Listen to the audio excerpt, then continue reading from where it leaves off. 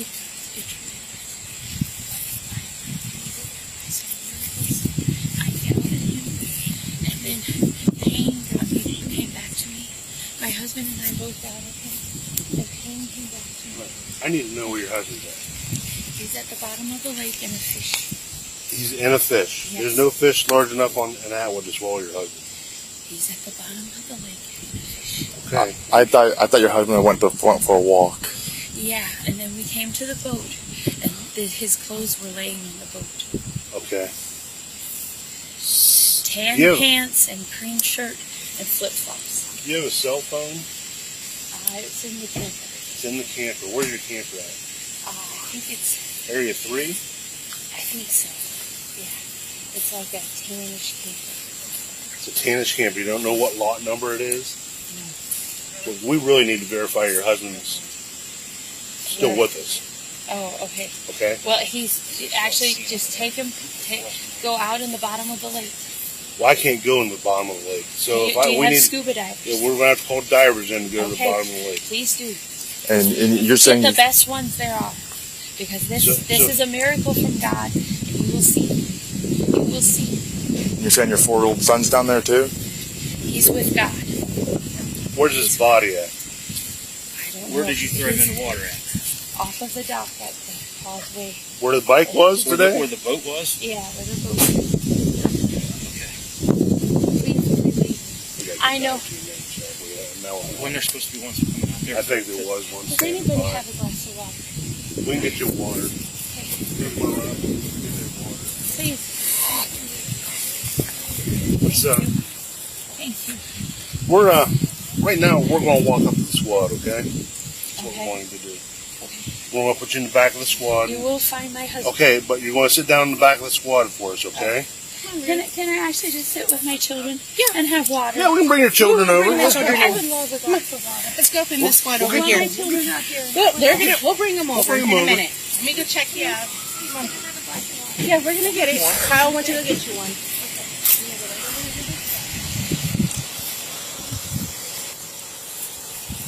You guys send the dive team over that way then? Deputies would eventually find out that the Millers were doing religious exercises by the lake. Here's what the sheriff said in a news conference per WEWS. Sometime just after 8 a.m., and this statement from both her children and other independent witnesses, she is seen loading up the 4-year-old on a golf cart near their RV and taking off very erratically. Everybody that will comment or any witness that you encounter that saw her driving will tell you she was driving very dangerously. She flipped the cart at one time. She was seen on 2 wheels another time. Of course, she was praying by the kayak. And she left. The children saw her leave with the 4-year-old. And then a while later, she came back. She states that she went to the dock and that she threw the 4-year-old in because that's what she needed to do as an offering to God. Deputies believe this mom took her 4-year-old and drowned him earlier in the day, then drove the golf cart again hours later with her older kids as religious offerings on board. 940 Central.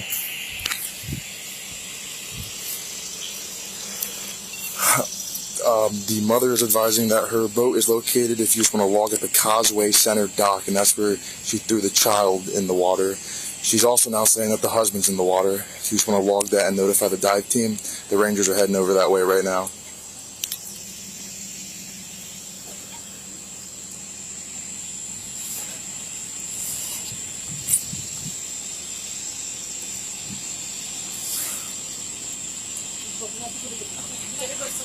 It's not too hard on my knee. So your knee won't hurt you. Please trust me. Okay. It won't hurt you. Okay. It won't hurt you. You're fine. You're fine. Okay. You're fine. God, please show this woman that it is true. But I'm telling you, people are doubting. It is getting harder for me to stay strong. Please show her that it is true what I'm telling you. That there is a fish in the bottom of the lake. Please let her take me to sit with my children under the tree that you have created. Please, Lord. Okay, let's. Do you guys just want to bring her over to that one? Yeah, we'll take her over Okay. that one. So we can be closer to the rest of everybody else.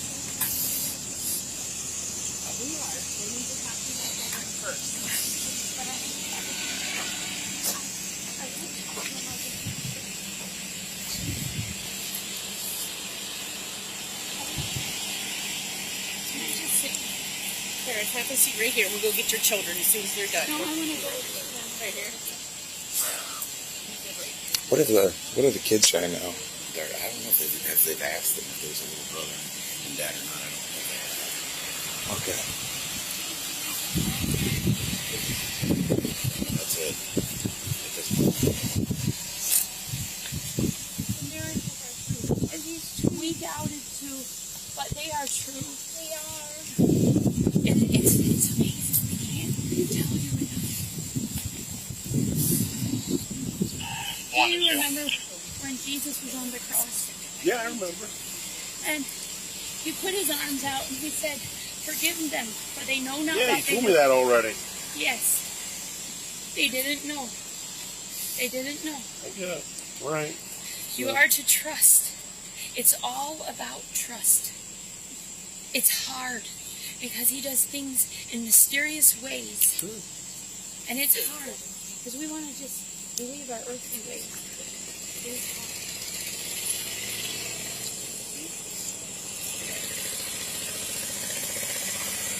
Is part of you happy? Man, is part of you happy? Yes. Go ahead. Hours later, a dive team found the 4-year-old boy not far from the dock that they say Miller threw him from.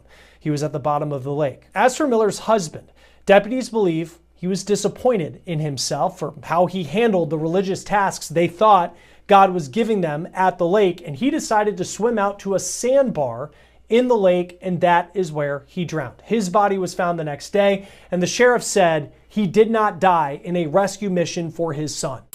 I gave him to God. You gave him to God. Yes. What do you mean by that? I threw him in the lake and I gave him to God. And people are going to tell me I am crazy, but he is real. And he loves you. He really does love you. He loves you. A grand jury indicted Miller on account of aggravated murder and murder for the death of her 4-year-old son. She's also charged with felonious assault in connection to the 4-year-old's death, and she's facing a count of child endangerment for allegedly driving the golf cart into the water with her minor 15-year-old daughter on board.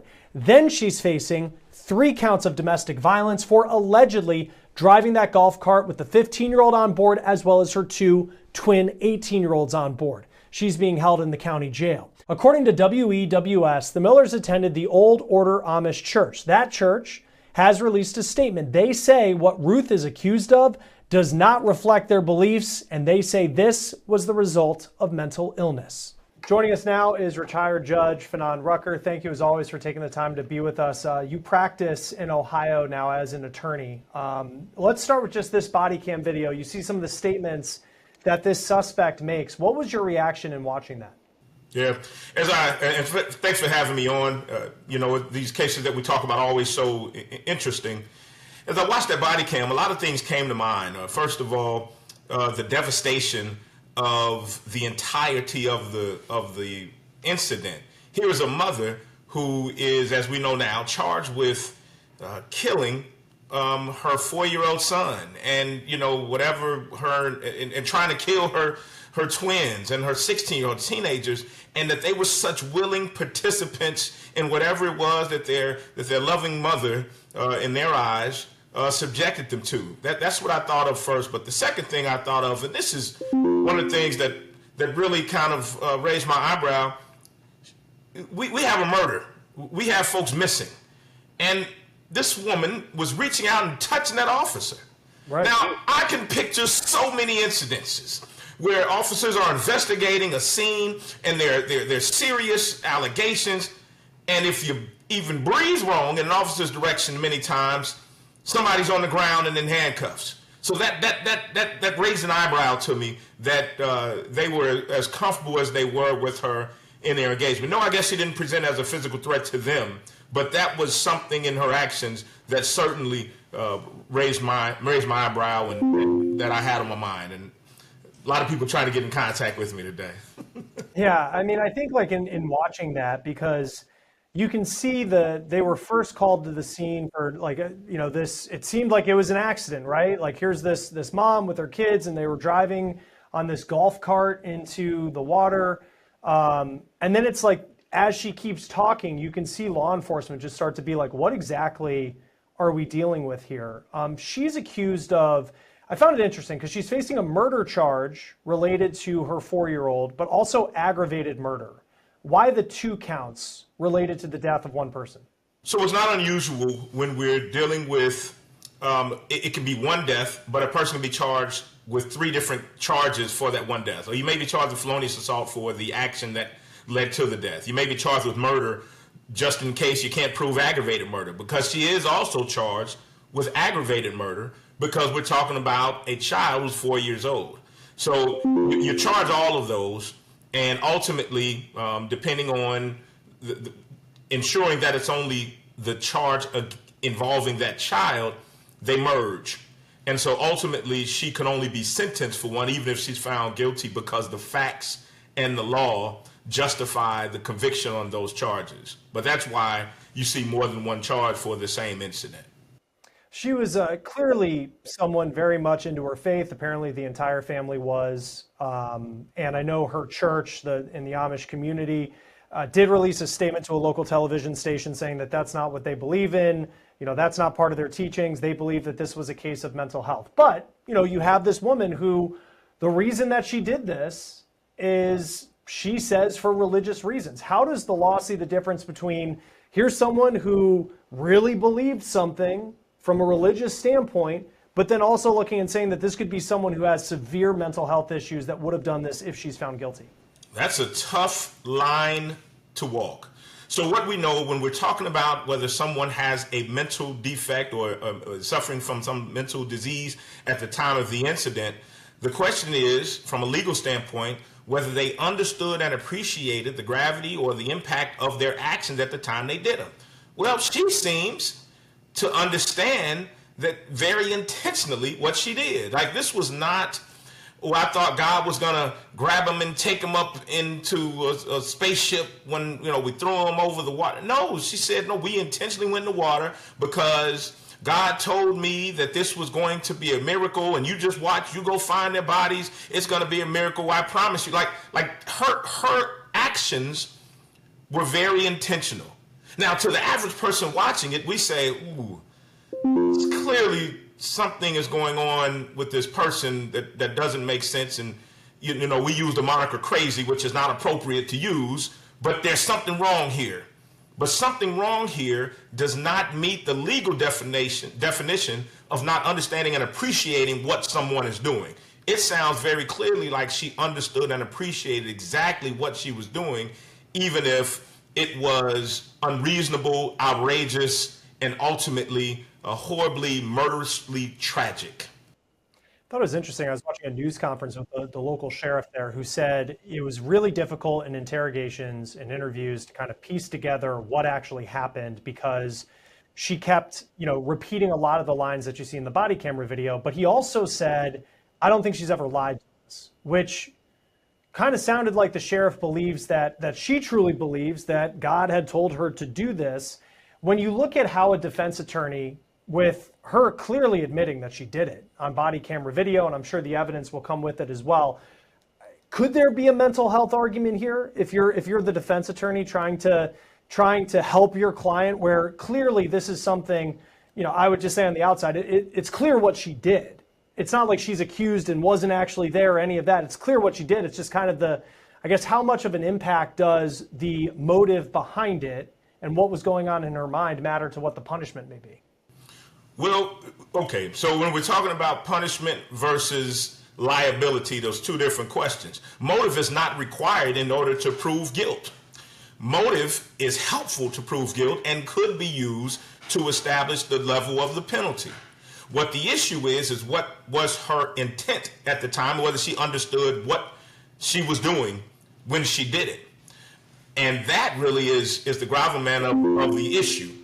Did she understand when she said, I'm going to take my 4-year-old and I'm going to put him in this water, did she understand what the potential consequences were going to be?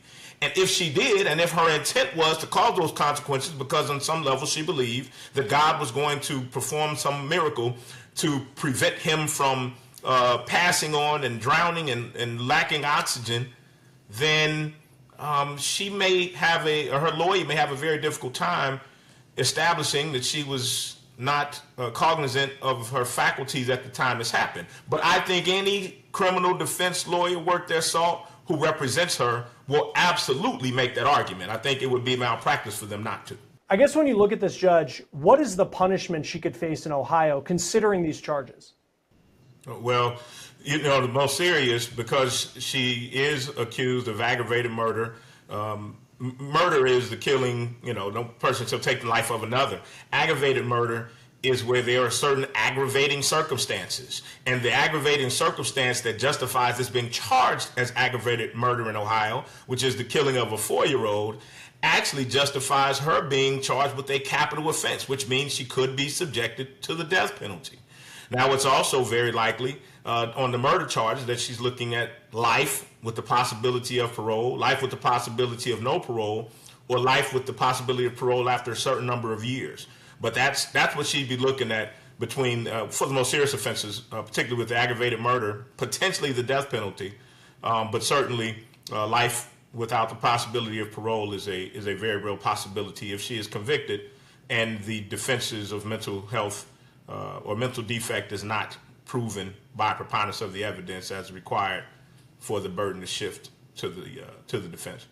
I think back to, like, in the beginning, I mean, clearly law enforcement, and to your point, we have seen examples where someone who, even if 2 people are missing, a 4-year-old and a husband, and you kind of go to grab an officer, things we've seen, very different outcomes with how that goes with physical touch and police. And that wasn't the case here. Is the fact that she's this non-threatening Amish woman, would you see that having an impact on whether or not she would actually get the death penalty? Of course. When it comes to death penalty cases, there's 2 components to it. The first is the trial proving the actual offenses. So there would be a trial proving aggravated murder, that she did, in fact, take the life of this child, that there was no defense that she is able to exert. And then they would find that there were aggravating circumstances. The second and separate phase would be the death penalty phase. And it's at that part that her lawyers would present any type of information, mitigating circumstances, which would militate against her being given the death penalty. Such that fact that she was a mother, that she didn't have a criminal record, that she was religiously given to her beliefs, and that this was more about someone who was aligned with their beliefs radically than someone who was malicious in trying to take the lives of her family. I mean, all of those things would go into consideration to determine whether or not the death penalty should or would be imposed. So the idea of her being a mother and Amish and, kind of docile, and assuming she has no prior record, I haven't looked it up, I don't know whether she has a prior record or not, but presuming those things that also made the officer comfortable allowing her to touch him in that instance would also be the things that a 3-judge panel perhaps would look at to determine whether or not those aggravating circumstances justify her receiving the death penalty. One other thing I thought of, and you're the attorney, of course I'm not, where she's facing 3 domestic violence charges so she is accused of driving this golf cart into the water, throwing the 4-year-old in the water, the 4-year-old dies. Then she's accused of driving this golf cart into the water again with her 2 18-year-olds and I believe 15-year-old daughter. They, being older people, are able to get out and they're okay. But at the same time, she's facing domestic violence. I look at that and I think, why is that not attempted murder, considering she allegedly murdered someone earlier in the day doing that exact same thing? Yeah, certainly there's an argument, but the question is, how far does the act go to the likelihood of murder? So if she got to the water's edge or got in the water, but there was no real threat to them because they were able to swim and they were able to unbuckle their seatbelts and get out. I think there was twin 15-year-olds and a 16-year-old or the other way around. Domestic violence says no person shall knowingly cause or attempt to cause harm to a family or a household member. So yeah, that certainly qualifies. Would attempted murder apply here? It could, and perhaps they'll consider upgrading charges if they get additional information. But I think they feel that, you know, with the age of the children and the relative risk that was posed to them at the time, that domestic violence as opposed to attempted murder would be the appropriate charge. And then this lastly, Judge, because then the husband is also dead, and he, on his own, according to law enforcement, was upset with whatever religious, prayer ceremony they were doing, and he decides to go swim, and he ends up drowning. He was not going to, according to law enforcement, trying to save the 4-year-old. This was him on his own, kind of in the same line of thinking, it appears, with what Ruth Miller was thinking. But what charges, I guess, what do you make of the fact that she's not really charged with anything related to him? I mean, he's obviously passed away, so it's not like he could face charges related to this, but it seems like it's just, you have her facing charges related to the kids, and then the husband, he is just dead. Yeah.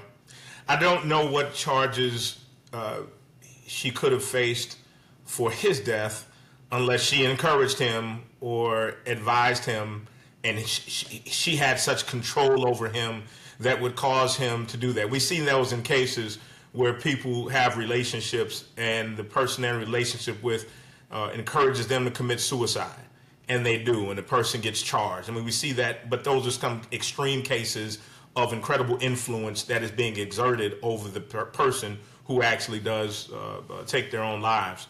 I don't know that that's what's been established here by the facts of the investigation.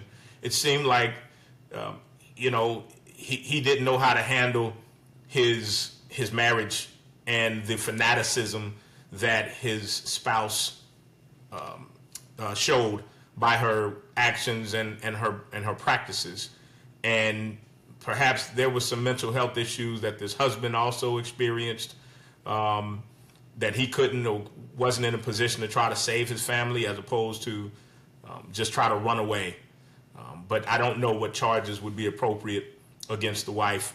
And at this point, what she is facing with what she's already admitted to on camera, what greater penalty would even be effective for the husband being encouraged to go swimming under those circumstances, unless there's proof that she did something to him which caused him to be unable to swim. But I think there was actually conversation, a Jonah type thing, where they were going to get swallowed by a large fish, and that this was the design and the plan for that to happen. And they, of course, found the 4-year-old and the husband at the bottom of the lake having drowned.